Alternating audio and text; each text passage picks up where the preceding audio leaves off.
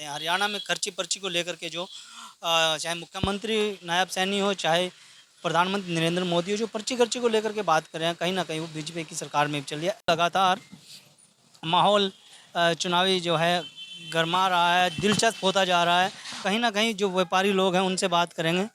इस समय हम एक दुकान में आए हैं और दुकान के अंदर कुछ व्यापारी बैठे हैं, उनसे भी जानने की कोशिश करेंगे कि चुनावी माहौल क्या है।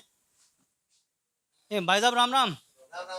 और ठीक है आप लोग बैठेंगे। सबसे पहले आपसे जानना चाहेंगे, हरियाणा में विधानसभा चुनाव चल रहे हैं, कैसा माहौल है? ठीक है जी सबका। किस तरह से देखते हैं चुनाव को? क्योंकि 10 साल हुड्डा की सरकार रही, अब 10 साल बीजेपी की सरकार नॉन स्टॉप रही। सब ठीक है जी। कौन सी सरकार बेहतर? सारे बेहतर हैं। आने वाली सरकार से क्या उम्मीद है, क्योंकि आप व्यापार कर रहे हैं, जीएसटी भी बीजेपी ये सरकार। करदा जी किसी के वास्ते जो सी सरकार आ जाएगी ठीक है, सब ठीक है। जी भाई साहब आप क्या कहें? देखो, पहले तो आपका स्वागत है यहाँ पर पहुंचने के लिए। ठीक है जी। नंबर एक बात मैं आपसे कहना चाहता हूँ, India is a Democrat country, it is a right for everyone. लोकतंत्र के निर्माण में सभी को वोट का अधिकार है और वोट देनी चाहिए। किसी के बहकावे में मत दो। ये राजनीतिक लोग अपनी राजनीतिक रोटी सेक रहे हैं, आज किसी के हैं कल किसी के हैं। इन्हें ना अपना व्यक्तिगत स्वार्थ देखना है ना कि पब्लिक देखनी है। तो क्या उम्मीदें हैं आने वाली सरकार से? कैसा विधायक होगा? विधायक ऐसा होना चाहिए जो सर्वहित की बात करे, ना अपने पर्सनल हित को देखे।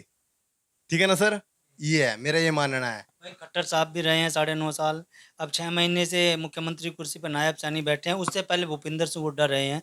तो किस तरह से देखते हैं तीनों मुख्यमंत्री में कौन बेहतर है और कौन अच्छा हरियाणा को देखिए बना सर, सकता मैं आपको बताना चाहता हूँ, बीजेपी की सरकार 10 साल रही। इस सरकार के अंदर गरीब से गरीब परिवार को भी नौकरी मिली है, जो कभी एक्सपेक्टेशन भी नहीं कर सकता कि मेरे को नौकरी मिल जाए।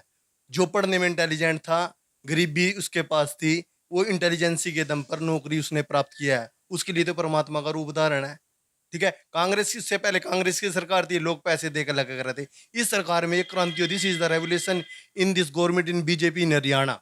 मतलब फ्री में नौकरियां मिल रही हैं, कोई सुविधा शुल्क नहीं या है। जो कहा है वो करके दिखाया है। Honourable chief minister in Haryana Nayab Singh Saini आर्थिक सहायता दी थी, कहा था कि 2-2 हज़ार रुपए पर एकड़ दिया जाएगा। उन्होंने उस घोषणा को भी पूरा कर दिया गया, सभी किसानों के खाते में पैसे डालने का कार्य किया जा रहा है। नायब सैनी को तो काम करने का भी मौका नहीं मिला। उसने तो उसने जितने भी दिन, उसको 52 दिन 56 दिन जितने भी दिन का समय मिला, उसमें भी बहुत अच्छा क्रियाकलाप किया। आप रादौर विधानसभा में बैठे हैं, रादौर का क्या माहौल है, क्या यहाँ के मुद्दे? रादौर के मुद्दे सबसे पहले तो ये है कि यहाँ पर जो है ना, अपोजिशन ही आती है। जैसे मान लीजिए ऊपर कांग्रेस की सरकार आ गई, नीचे यहाँ बीजेपी का विधायक आ गया। काफी लंबे समय से ये सिचुएशन चल रही है। तो बिशन लाल सैनी को कहाँ देखते हैं अभी? बिशन लाल सैनी जो है ना, 3 बार विधायक रह चुके हैं। ठीक है, उनका आज तक का यही रिकॉर्ड है कि उन्होंने 5 साल अब विधायक रहे हैं, किसी भी गांव में ये नहीं जाकर देखा कि कहाँ क्या हो रहा है। वो कह रहे हैं कि मैं अपोजिशन का विधायक है, उनकी ये भी ड्यूटी बनती है कि मैं गांव में जाऊं, लोगों के दुख सुख को देखूं। ये भी उनकी रिस्पॉन्सिबिलिटी है। वे एमएलए हैं, मेंबर लोक असेंबली है इंदौर विधानसभा क्षेत्र के, पर उन्होंने अपनी रिस्पॉन्सिबिलिटी नहीं निभाई। लेकिन श्याम सिंह राणा के अंदर ये सबसे बड़ी क्वालिटी है, उनको किसी ने अगर गाली भी दे दी, वो गाली भी सुन के आ गया, आगे से कोई भी रिस्पॉन्स नहीं दिया, मतलब उसका जवाब नहीं दिया। लेकिन इस बार श्याम सिंह राणा के लिए भी और बिशन सिंह सैनी के लिए भी बड़ी चुनौतियां बन के आ रही हैं। आम आदमी पार्टी मैदान में, जेजेपी भी है, इनेलो भी है, तो फिर किस तरह से इनकी नैया पार लग पाएगी अगर आप एक मतदाता के तौर पर? ठीक, ये आप देखिए कि अब की बार दोनों पार्टियों की पूरी टक्कर है, 50-50% है। और लास्ट के दिनों में पता लगेगा कि किधर ऊंट किस करवट बैठेगा। लेकिन चुनौती भरा है पूरा। चुनौती भरा है, चुनौती है।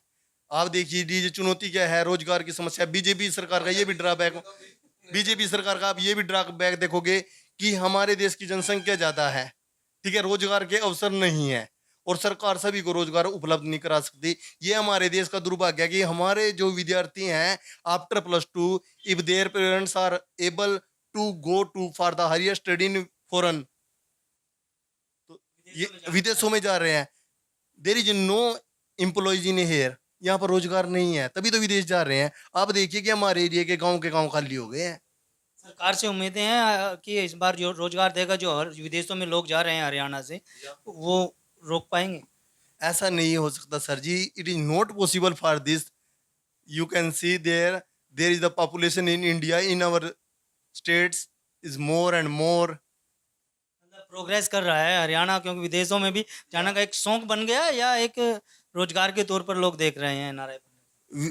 बच्चे पढ़ने के लिए विदेश जा रहे हैं, they are not going for the study, they are going for to get the money. बहुत बहुत धन्यवाद। ये हरियाणा के रादौर के विधानसभा के मतदाता थे जिन्होंने न्यूज 14 टुडे पर विभागी से अपनी बात रखी है। इनका साफ तौर पर कहना है कि रादौर विधानसभा क्षेत्र में कांग्रेस और भारतीय जनता पार्टी के प्रत्याशियों के बीच में कड़ा मुकाबला है। हालांकि जेजेपी, इनेलो और आम आदमी पार्टी के प्रत्याशी इन दोनों प्रत्याशियों के लिए बड़ी चुनौती बने हुए हैं। अगर आप ये खबर फेसबुक पर देख रहे हैं तो वीडियो को लाइक करके पेज को फॉलो करें। इसके अलावा अगर आप इस खबर से यूट्यूब के जरिए जुड़े हैं तो चैनल को सब्सक्राइब करके बेल आइकन दबाना बिल्कुल ना भूलें। नमस्कार।